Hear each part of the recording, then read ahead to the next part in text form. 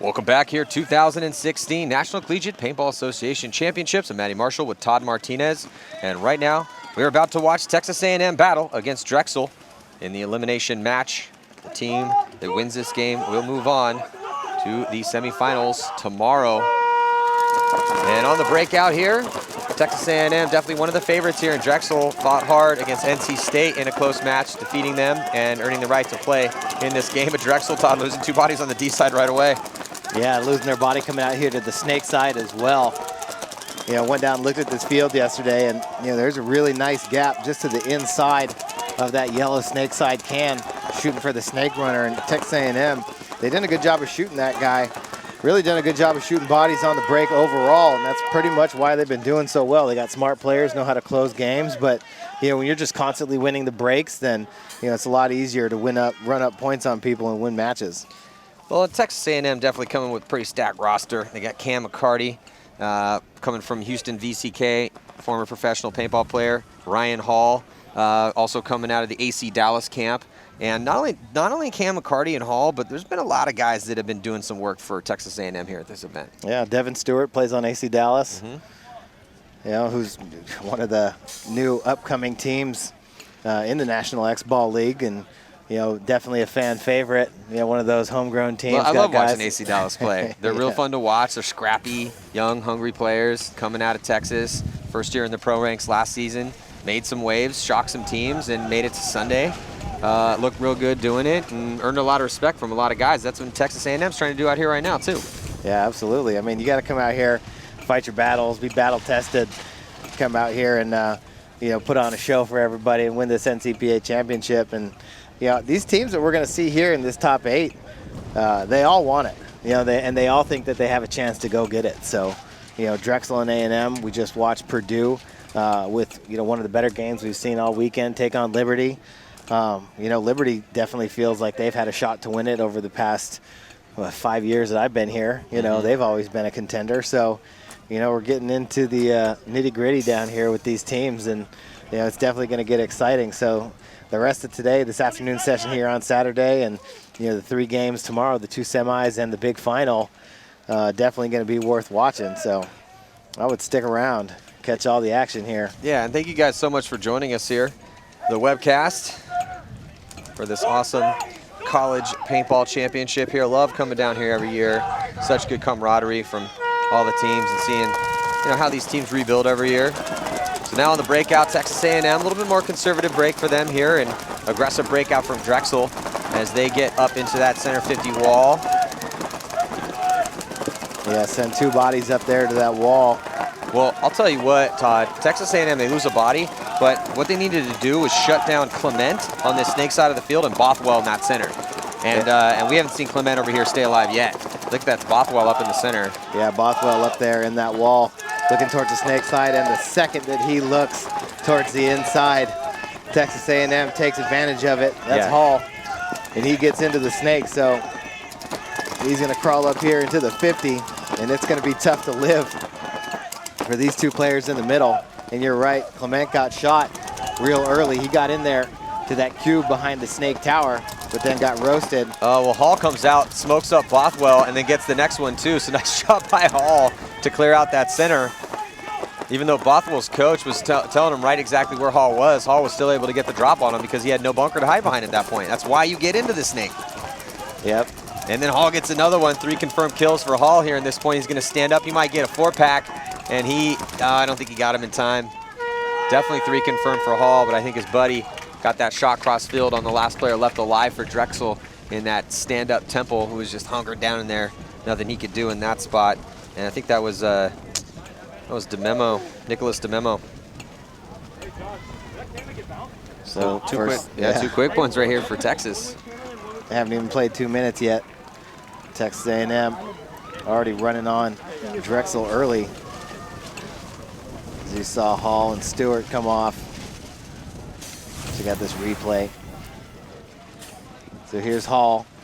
Right at this moment is when Bothwell turns. There goes Hall. Gonna skip 1, go straight to 2. And now he's listening. He can see the other coach calling out his spot. His coach is right next to him as well. And there's the memo. Hall was coming to get him if he didn't get shot from across the field. So, nice finish, nice execution there by Hall for Texas A&M. Drexel, they need to get, I mean, they need to get something going immediately. You do not want to spot Texas A&M 3 points here. And there's Clement. So Clement has to get something going here on the Snake side of the field. He was the guy that was the beast that everyone was scared of for Drexel on this Snake side. He was one of the reasons that they got as far as they did in this tournament. You know, obviously, it's not just him doing all the work, but you have to have threats. If you do not have threats, you will not win games, you will not win tournaments, and he was their threat on the Snake side. Bothwell been playing great up in that center as well. He also saw him a couple times behind Clement, but number 10 has got to get things going over here. This has to live on the break. It looks like a timeout probably called by Drexel. Nah, Texas A&M couldn't get their guys on the field. Well, so they had to reach over and push that button, call their timeout early. They only had 2 players. There's 20 seconds on the clock, and they only had 2 players over there in the start box. So let's check in with Lauren Kelly. Looks like she has an update from Drexel. Thanks. Yeah, the coach down here in Drexel's pit is just saying they need to calm down. They need to start standing up, stop hiding from what A&M is doing, and just play a little bit more aggressively. They don't seem too worried here. They're pretty confident that they can get this back. So we'll see if they can get a point on the board or if A&M will take a significant lead. Well, somebody needs to get some paint shot back at the shooters for Texas A&M, or it's going to be a long game for Drexel. And we're going to be right back with more of this action. Stick with us.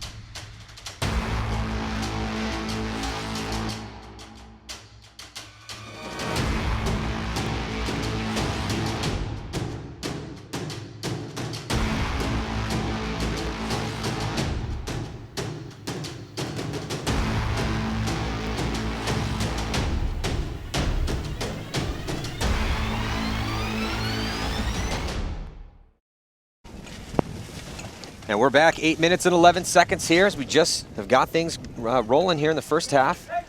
Drexel been completely shut down so far by Texas A&M.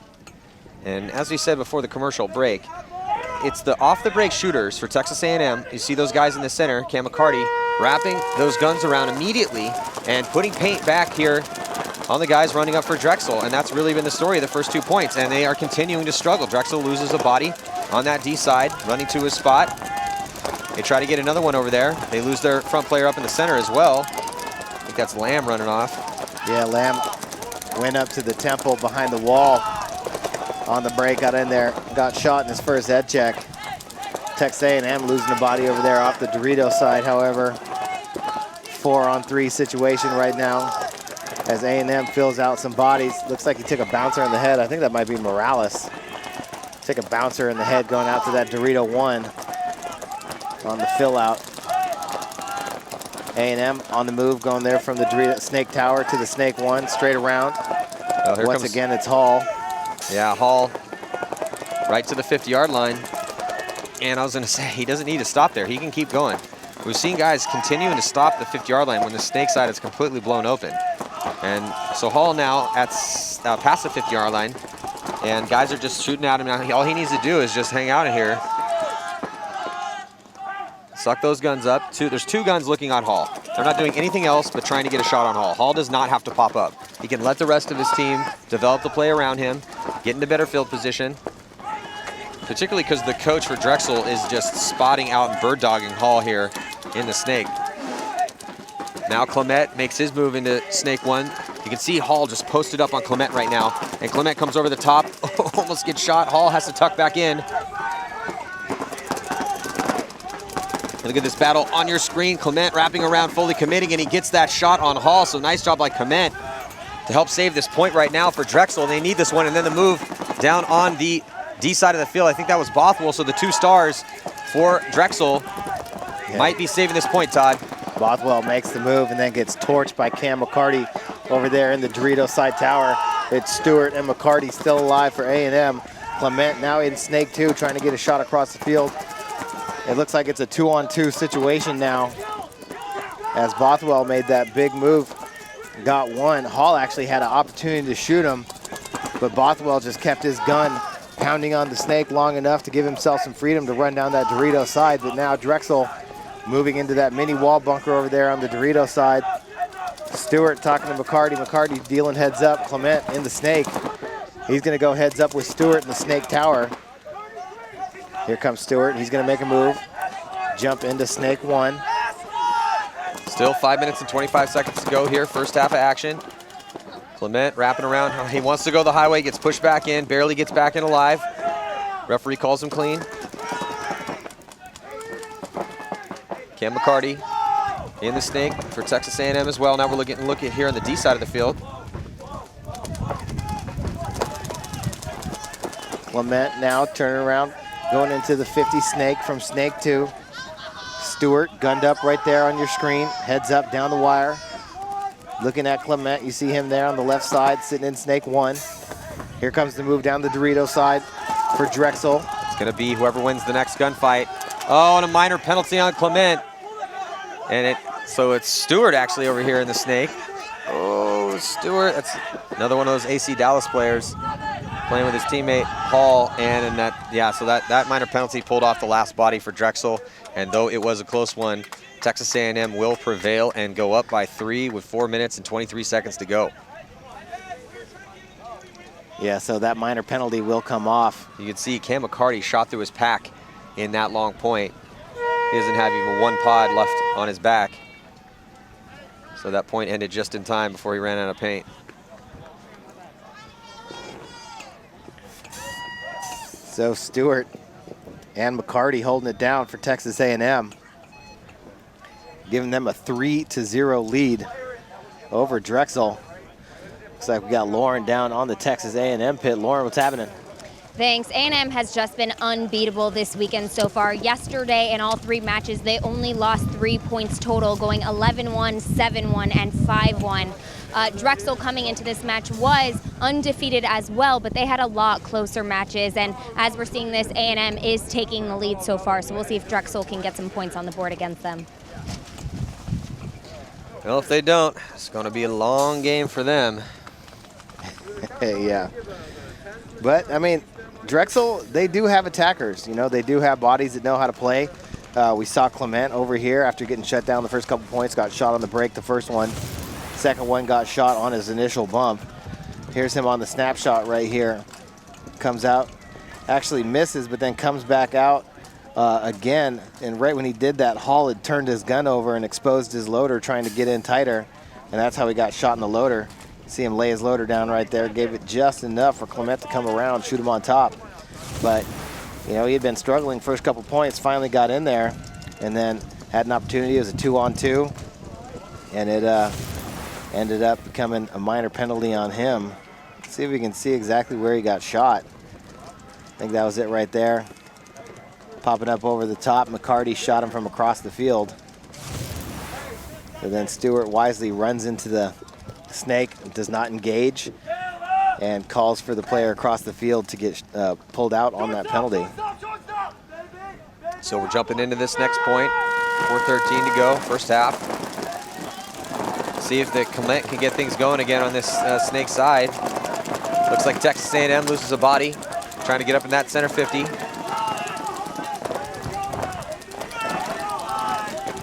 Yep, looking to make that big move.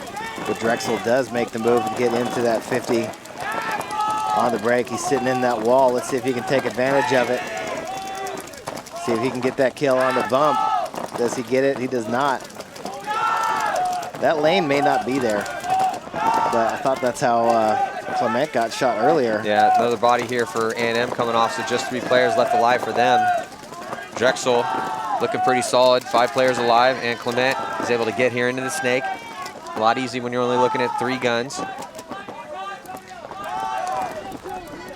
And now Clement is going to crawl around snake 1 to get into snake 2. Oh, but Drexel loses a body out of their bunker on that D side of the field.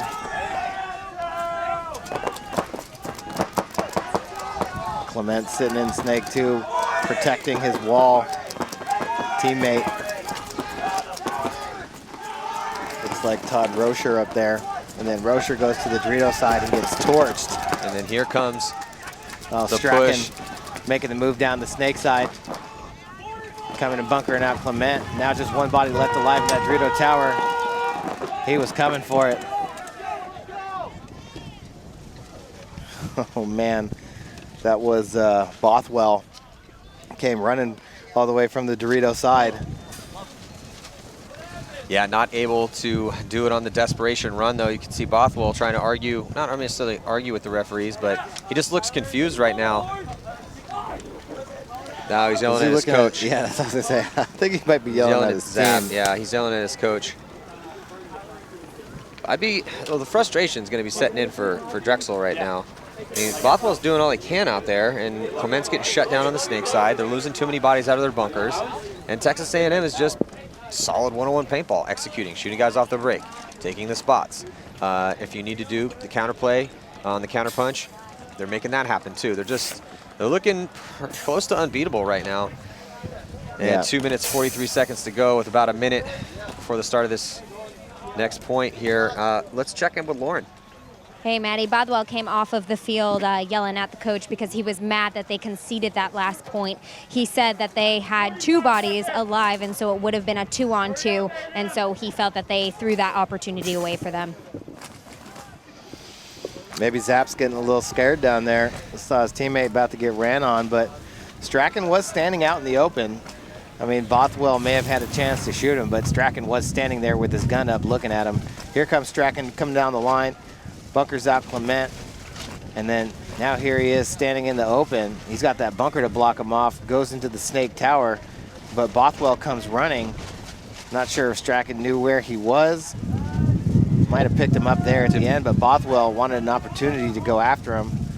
But I like that he's hungry for it. Yeah, I didn't see his other player. Yeah, was that guy walking off? I couldn't see from that angle. Couldn't tell if that guy was already dead or if he stood up when the horn blew, but A&M doing whatever they want right now, going to the snake on the break and making it in there alive. Going to be even tougher for Clement now, as he's going to have to deal with Stewart in his mirror and a snake 1. Well, another thing, too, now that the desperation is going to be setting in, as we've already seen for Drexel, they're going to be forced to start forcing the issue. As we see, there we go, forcing the issue is Clement. He gets destroyed trying to get into snake 1. They lose another body out of their bunker. And it's Ian Kelnarney. So, yeah, Texas A&M, they're just taking the spots. They don't need to go anywhere. They're not forcing anything. No one's shooting at him. They're going to go up a spot, and you can see that in the snake right now. No one's shooting at him, so he's just going to keep progressing. Put himself in a good position, and then suck some guns up.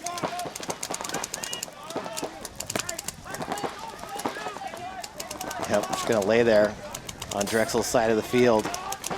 As Drexel's 2 bodies over here in the snake tower, the Dorito tower. He's just looking across the field at him. Looks like they're going to cross it up now, as Texas A&M has a body in that 50 Dorito. Here comes McCarty up the middle. He's going to come to the Dorito side gap, and he's calling a barrel hit right now. I don't know if he's going to get it, but he's shooting at that Dorito side tower. Dorito side tower going to switch to the outside. Yeah, Strachan playing smart in here. Actually, that's not Strachan. That's number 94, Fuchigami. So Fuchigami in the snake right now on your screen. You can see their left-hand side of your screen. Fuchigami now going to gun up across the field on that Dorito side tower. McCarty's going to switch. There you see him right there in the middle, backing up off that wall, trying to get a shot. Fuchigami still has Stewart behind him in that tower, just pounding on his mirror, and there goes the body on the Dorito side. Here comes the attack down the Dorito side for A&M. Yeah, Fuchigami wants to come get it. takes one out and then launches on the attack. Nobody left alive to shoot as the other, looks like a perfect point for Texas A&M. 5 bodies alive for them. Fujikami's going to run it in, tag up that flag, get checked out, and we're looking at a 5-point lead right now. Really thought we'd see a closer game here. Yeah, I was actually kind of wondering how this game was going to go. Is either going to be super close or exactly what we're seeing here, well, because just goes to show you how good Texas A&M is. Yeah, you just wonder who's going to be the test. You know, who's going to be the team that gives A&M a run for it as good as they play. And like you said, what, they lost 3 points all weekend so far? You know, I mean, the last time we saw this, actually, you know, Long Beach, actually, you know, they pounded people pretty good that one year. They didn't lose many points. The year with Bornstein and Chris Tregarthen. Yeah, Bornstein and Tregarthen, they were just smashing people. And then the year that the Vicious kids played from the University of Nebraska, Omaha. Well, they were smashing people till they got to the final. Yeah. And then they lost. To Long Beach. Yeah, to Long Beach. So let's check in again with Lauren. Thanks. I'm here with Luigi Cervantes. Now, you guys are having a hard time getting some points on this field. A&M is a tough team. There have been no teams been able to get more than 1 point against them this weekend so far. But playing this first half, what do you think you guys need to change up in order to start executing, getting those kills, and closing on this point spread we see on the board? Well, I think we just need to stick to our game. We said we're not going to adjust. We're going to stick to what we know. And so we've been sticking with our main breakouts, and it didn't work in the first half, so I think we need to make a few adjustments to them and switch it up on them, you know, make us unpredictable. All right, we'll see if their unpredictability can get them some points here in the second half. Back to you guys. No, no, no. If you are in a situation where a team is beating you up, do not continue to stick with your game plan. You have to switch it up because what you're doing is not working. So I'm glad that at least they're going to switch things up here for the second half. We'll see if Drexel can come with it right now. They're getting dominated by Texas A&M, and we're going to be right back after this. Stick with us. The R2 has taken Dye's proven rotor platform, known for years for delivering high-level professional performance, to a new height in paintball loader technology. The R2 gives you the freedom to switch between low and high capacity, allowing for a choice between a 200 and 260 ball capacity at any time, without the need for tools or additional shells. The R2 Reload Alert gives you a progressive alert as you deplete your paint reserve. The Reload Alert system signals you when the R2 is low on paint, and it's time to reload. The patented rotor carousel provides consistently high feed rates, which far exceeds pro requirements, and a re-engineered feed system yields improved feeding reliability. With the active power conservation, the R2 monitors power needs and continuously optimizes the power supply. This active conservation of power makes the loader extremely efficient and provides excellent battery life. The R2 alerts you with a red indicator light when the batteries have reached levels low enough to possibly impede performance. The R2 can be effortlessly broken down for true toolless cleaning and maintenance. The collapsing floor tray gives you the maximum ball capacity while ensuring reliable feeding down to the last ball. And with the highest feed rate on the market, the rotor is certain to keep up with any marker. The R2 benefits from the new rapid release safeguard system. This system allows you to change between a lid and a quick feed at a moment's notice, depending on your playing needs and weather conditions. The Dye R2 loading system, proven technology with new added and upgraded functional features, bringing smart, elegant loader engineering to the game, designed with the player in mind.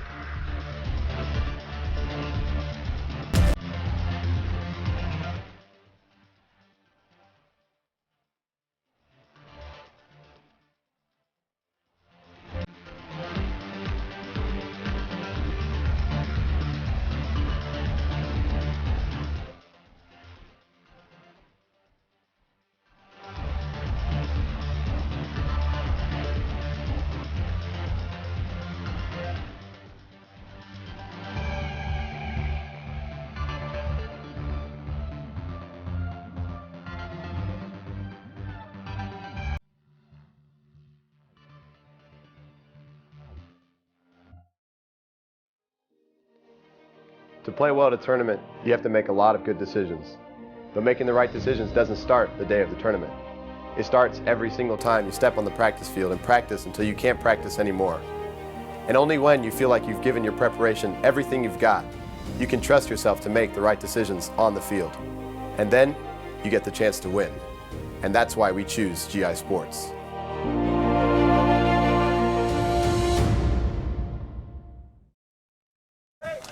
About to get into this second half action here and see if Drexel has an answer for Texas A&M. The Aggies have been utterly dominant here in this first half. Their new pickups for this season are just outstanding. Right now here on the run through, huge move for Texas A&M and for Drexel. Everyone is still alive. They're on the opposite side of the same bunker. I mean, they've got to know that each other's there. I don't think so. And then they're finally about to figure it out. We'll see. And then he stumbles as soon as he figures it out. Stumbles on the attack, but able to get in there. And we'll see there's a major penalty going to be assessed on Drexel. That is not how the Drexel fans were hoping that that was going to go. And that is going to give the point to Texas A&M. Get a look at that center guy for A&M. Oh, please tell me we have that replay. He's clean. Look at him. That ain't him. That ain't him either. That's McCarty and Hall right there. Oh, he already wiped it off. His entire face looked like Morales. Morales' entire face was covered with paint. Looked like somebody went to the chrono station, grabbed the bucket that catches the paint, and just dumped it on his head is what it looked like.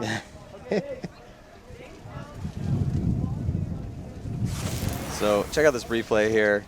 We're watching this off the break here, all the way up and gonna go to the same bunker. First guy runs through for Drexel. No one shoots him, he's still alive. And they're living on the opposite side of the same bunker. They have no idea that they have an enemy on the opposite side of the bunker. And then as soon as he figures out he's gonna freak out, slip, comes around, and then just puts about, I don't know, 4 or 5 shots right on his face. And then that penalty is pulled on Drexel. I wonder who shot him. I mean, because he didn't look like he got shot by the guy on the other side of his bunker, right? Necessarily, you know, because couldn't tell from that angle. Yeah, ended up getting a major. Really could not tell from that angle, but still, that's one of the crazier breakouts up the center that we have seen so far here. Yeah, normally at this event. Everybody just dies right away. In this case, everybody lived and was like, I'm alive. Yeah, well, no, they got to the same spot. They're playing normal. They're in there like, oh, I'm looking for my lane, and all of a sudden they kind of wrap around. As soon as they see they freak out and slip, try to get that bunker move. Yeah. The dude from Drexel, as soon as he's looking, and then he comes around the other side and sees a barrel and goes, ah! Stands up, slips, and that's all. I was like, did he shoot him when he slipped? But well, maybe Lauren's got it for us as we're getting in this next point. Lauren. Yeah, Drexler has 2 majors going into this one. In the last point, the player that was in the tower and the player that was in the Aztec both got majors for playing on. So as you see, they're starting 2 bodies down. that's not going to be good. Texas A&M's already up 6-0. Now they're going to be playing 5-on-3 for the next 2 minutes. That doesn't sound exciting. Also, it looks like another player just ran to the box. Yeah, box is getting kind of crowded over there.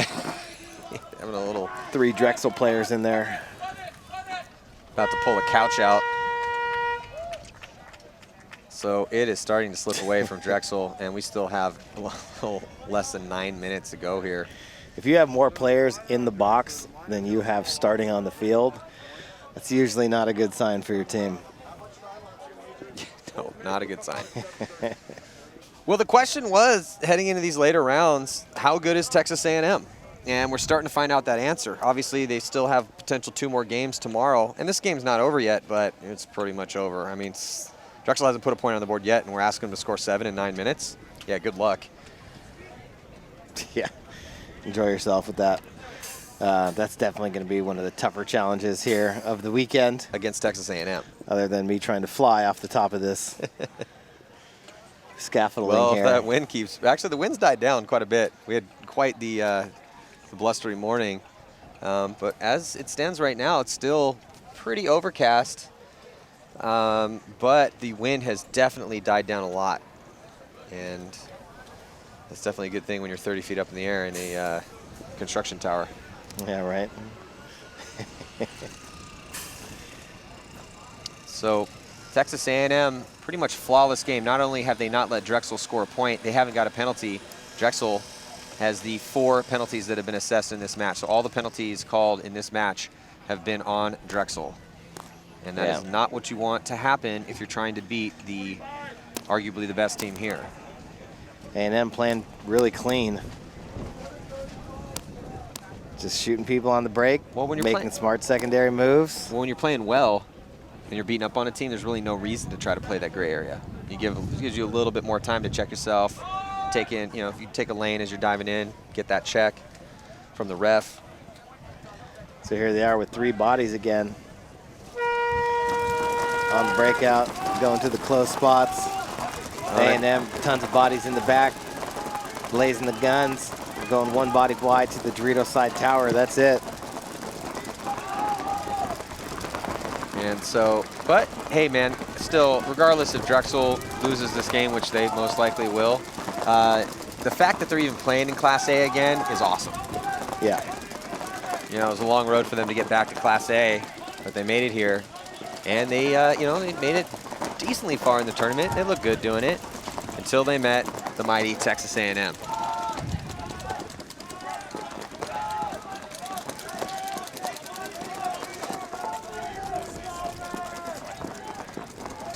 Here comes Texas A&M up the middle, going to the Dorito side of the wall. That's Hall stepping out wide on the snake side, using that big tower to shoot back in.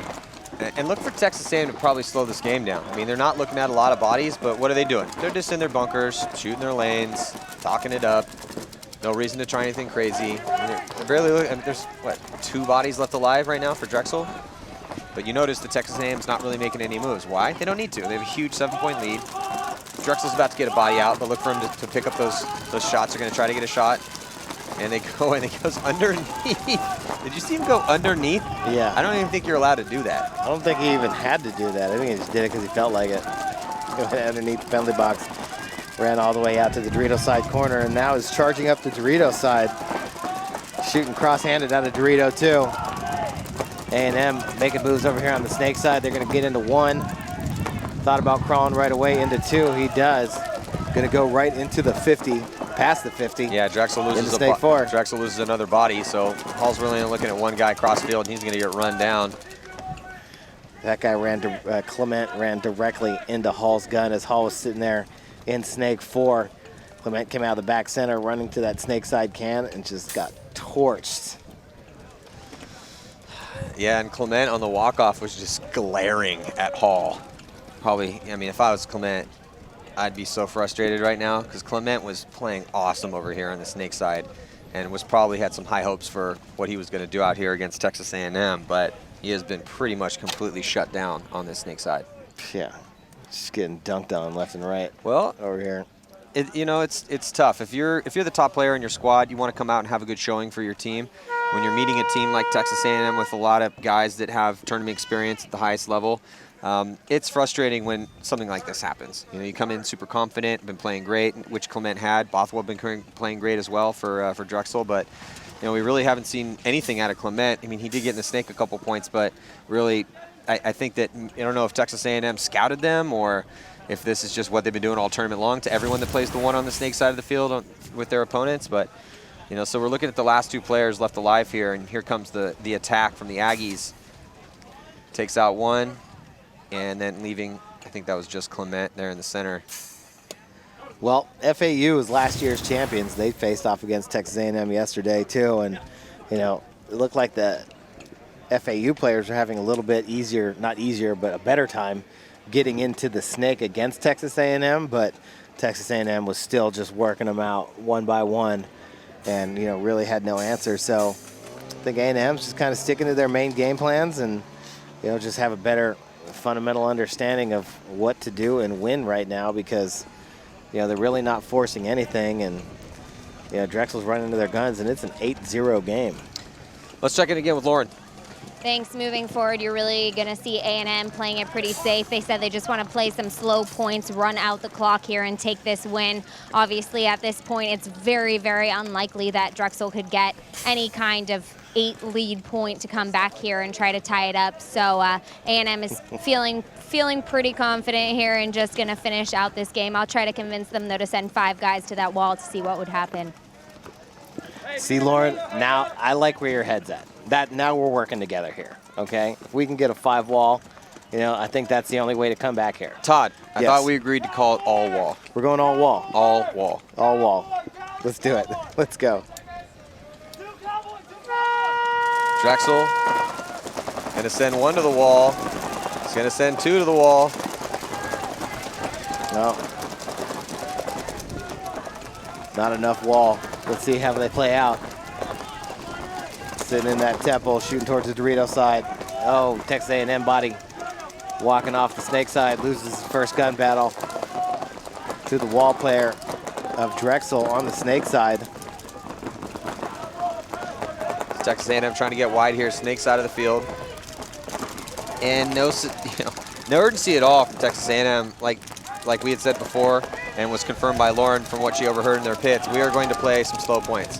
I mean, even if they give up a point, who cares? They have a huge 8-point lead. There's 5 minutes and 26 seconds left. Yeah, well, that's what Drexel should have been trying to do to Texas A&M to begin with. You know, let's play some slow, grind them out points. You know, play less points, give themselves a better chance to win. You know, on those odds where it's, you know, you play a lot of points against a really good team, you give them a lot more opportunities to beat you up, and that's pretty much what's happened over here. You know, got a better chance of beating A&M in a 3-point game than you do in a 10-point game. But Cam McCarty just bullying people. A little too much. In the middle of the field. Yeah, a little too much Cam McCarty. Hall's has been going off over here on the talking snake about side. bullying people. Hall has been bullying people around on the snake side of the field. Seriously, this is non-anti-bullying zone. Bullying the opposite of that. Welcome. Bullying here. is welcome and encouraged. Yeah. This is an anti-safe zone. Yeah. All that controversy with safe zones and microaggressions, you can leave all that at the net because this is not a safe zone for you. Sorry. Yeah. It's like what the Warriors are going to do to the 8th place Rockets tonight. I think A&M just wants to get home so they can watch their. So let's check out this replay here, as we are going to see. There's that wrap, and on your goggles, sir. Yeah, he was frustrated coming off there on that wrap. Got caught sleeping a little bit. And then there's the same exact bunker and same position, but a different outcome. Stewart getting Stewart that snapshot.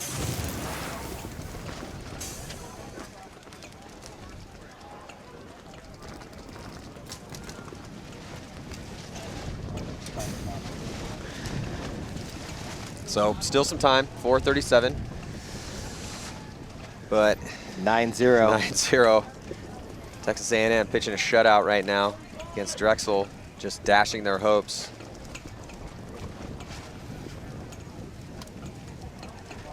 So if you're Texas A&M, you want to try, now they're just going to slow play it. I was saying maybe, you know, try some stuff out right now. Get some reps for everybody else. Yeah. Maybe sit Cam, sit Stewart, sit Hall. Yeah, I mean, they got 9 guys. You know, they said their program back home is actually pretty big. I think they said they have 40 guys total. You know, brought 9 here, but 40? 40 guys. Wow. In their club. That's a big paintball club. Go to the rec field, get a solid 20-on-20 battle going on.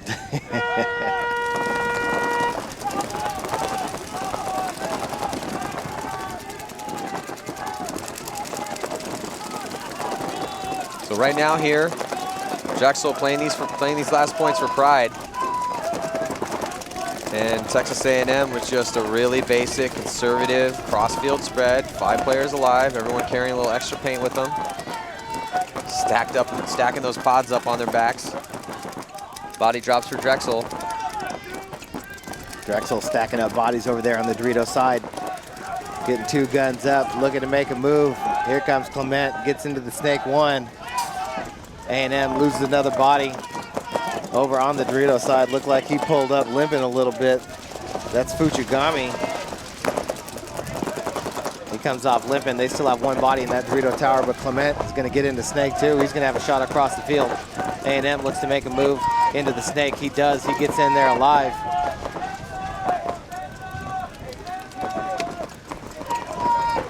Here comes Bothwell into the center wall. Clement in the snake right now for Drexel. So this is what we had, on the lead up to this game, before this game started, this is what we had seen from Drexel nonstop. Bothwell up in the wall, Clement in the snake, being a threat. But we just haven't seen much of that at all. I mean, we've seen a little bit of it, but Texas A&M has just been stopping them. Strachan sitting in snake 1, looking for Clement. Number 12 comes walking off for Drexel. Ian Canarney off the Dorito side. So now just 3 bodies left alive for Drexel. As A&M still just picking off, winning gunfights. 1 by 1, here comes Clement into the 50 snake. Tries to get a shot across the field on the Dorito 1. Bothwell still next to him. And they're just looking to see what can we do from here. You know, where's the move? What do we do from these positions? How do we break this cross? And there goes the move up into the 40 Dorito for Drexel. So now Drexel all across the red zone. Oh, Clement, where's it? From that inside shot. He got shot with about 3 balls there. Golly. Was that from the Dorito, or was that from the snake side can? No, no, this is from the can. Yeah, roped up. And that's going to give this whole wire. Things are not going to be good for Bothwell. Here comes Strachan. He's going to be able to stand up. Coach lets Bothwell know what's happening now. Bothwell might be able to stand high and get a shot down on Strachan. He's going for the overhead shot. Oh, it looked like, did he get him? We haven't seen this yet. He is raising his gun up as much as he possibly can. It looked like he almost got him. And Bothwell's just going to run him down. One-hand gangster got him and then get roped up from the center. So Bothwell getting creative over there, raises his gun up as much as he can to try to get a better angle, realizes it's not happening. He's like, I'm tired of this. I'm running this guy down. I don't even care if I get shot. And he runs, jumps over, one-hand gangster gets him, and then tries to take his spot, but gets shot from the inside. Blame rap music. That was tight, though. Man. How many times have you leaping one-handed gangster gatted somebody in your life? Never. I don't think I have either. I never had the idea just to, you know, take one hand off the gun. It was always keep the gun tight, get in there. Let's check it out here on the replay. You see it all the time. Bothwell comes up with a little Jason Statham right there. Where you from? With a little John Wick. Let's see it one more time over the top. He didn't make it look bad though. I like how Bothwell plays. I really like how Clement and Bothwell play. Yeah, they just got shut down today though. Look at Bothwell. Yeah, Bothwell's like, I don't even care. He's even checking off on the center. He's like, I don't care. Break yourself. Committing. Almost stepped on him too. He's like, did I get him? I did. Get out of there. It worked. Gave him the Olay. It's like, ah. Gave him the joust. Well, didn't matter. Still haven't been able to put a point on the board, unfortunately. We'll give him a couple, you know, some points for effort. I thought he hit him with this one. I came close. I saw some spray. He was here, and then he went that here. Didn't work. When he went there, he almost got it on the tippy toes. Tried to get the top of it. He almost got him right there. He didn't get him. There was almost right over the top, and then he was like, yeah, it didn't work. Like that. If all else fails, charge. And gangster got him. Pull out the bayonet. Yeah. Commence the stabbing. Oh, man. So 10-0, biggest point differential we've seen so far out here on this main field. Still 1 minute and 26 seconds left in this clubbing that we're watching right now. Yeah, and Drexel still sending 2 bodies up to the wall. Looking to make it happen from up there, just not getting the kills. I mean, it's go to the wall or, you know, feed out guys behind your front players on the wires and have them, you know, try and gang up on individuals. But, you know, A&M's just been winning these gunfights heads up. And neither of these, you know, situations have really worked out for Drexel. That was beautiful. Devin Stewart comes up, knows exactly where the guy is to the wall, comes right around, wraps around, one balls him, comes right back in, stays alive. Now Stewart's up to the 50. He's going to get another kill right here, too. Yep, that's 2. 2-pack for Stewart. Might get a 3rd one here as he moves up. And, yep, that's 3 for Stewart. Trades out with the last guy, but, I mean, this is just a back alley beatdown right now. This is like, you know, taking him out behind the woodshed. This is like when a you know, 5'4" dude who weighs about 100 pounds soaking wet, just rolls up on some hardcore guys in the back alley. There's 10 of them, and he's just got like $100 bills hanging out of every pocket, and gold chains flashing. It's like, hey, give me your money. That's what we're watching right now. It's like 11-0 is the score. It's like me versus Mike Tyson in his prime. You know, Tyson doesn't stand a chance. Yeah, that's what I was thinking. That was totally the analogy I was going for. Bam. Yeah, over it's with. like you versus like Brock Lesnar. Yeah. You know, at his prime before Brock had to get half his intestines taken out. Brock might as well go home. Yeah, right? You know, don't even Totally. show up. 1,000,000%. You know, Conor McGregor, you know, they called me and they're like, you want Conor McGregor? And they're like, Conor was like, no, I don't want that. So they called Diaz. Good thing that they got Good thing Diaz. for because Diaz, would've right? been- I mean, would've everything worked embarrassed out him. for him. Yeah. Yeah. I didn't want to embarrass Conor McGregor. So let's check out this replay. There's Stewart. Look at that. Comes around, just one balls him. Nonchalant. Gets that kill. Wraps around on the inside. Comes around, checks off on that lane again. Calls the kill. Then he comes up. Boom. Gets another one. Comes back in. This is just perfect form right here. Kids, this is how you do it. And then you realize there's only one guy left alive. So what do? Come up, trade out with that guy. Get yourself a 3-pack. Put that 11th point on the board. And go off and celebrate with your teammates. You know you made Sunday. You're going to be playing for this title probably because of how good they look. We'll see, though. I mean, never know what happens tomorrow, but Texas A&M looking quite unbeatable right here, playing a good team in Drexel and making them look like, you know, they don't deserve to be on the field with them. Yeah. They showed up to the big boy game with their little boy pants on. Well, you know, hey, man, I don't want to beat up on Drexel too bad. Not like Texas A&M is right now. But, you know, Drexel hasn't been in Class A for a while. They have a really cool story with their team, and you know, the fact they're in A-ball at all is great. And then here comes a huge move by Bothwell. Bothwell, no fear in that kid at all. Oh, not at all. And here comes Clement trying to go for the flag, gets blown to bits. I think you got a guy with him, though.